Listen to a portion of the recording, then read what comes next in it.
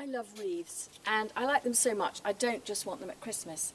I love them full of harvest festival-y stuff in the autumn, and I love them perhaps best of all when the garden is full of abundance in the summer. And so we've got people coming to supper tonight, and I thought I'd go to town. Now obviously you don't need to make one as big as this. I like big things, and I have plenty of space here on the farm, so I'm lucky. So I've used a big base, but you can go a fraction of the size of this. And this is just soak 10 minutes in a bath of water, and you don't want to drown it. You just plop it in the water and it'll then sink down a bit, and that's exactly what you want. Otherwise you get air pockets in the oasis. So I'm just going to talk you through the ingredients in the wreath, because obviously this took about 45 or 50 minutes to make. And you wouldn't want to watch me doing that. So what I started off with is covering the oasis with Euphorbia oblongata. Then what I've added is a mix of two silvery things. I've got Eryngium giganteum, this Wilmot's ghost, which I absolutely love in June and July. And I've got another Euphorbia in here called Euphorbia lathyrus, or the caper spurge.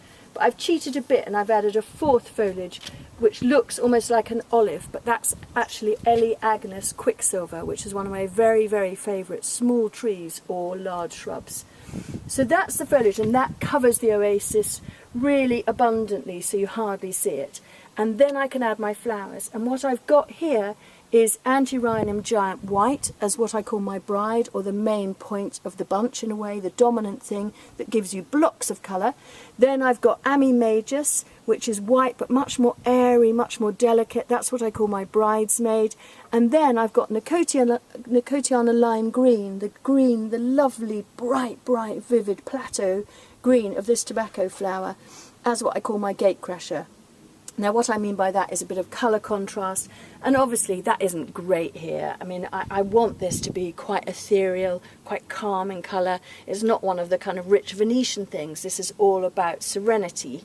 And finally, just to make it a bit more messy, I've added this Opium poppy seed head, and I'm just going to add more of those all the way around, just to make it a little bit even more relaxed, even more abundant, and even more messy.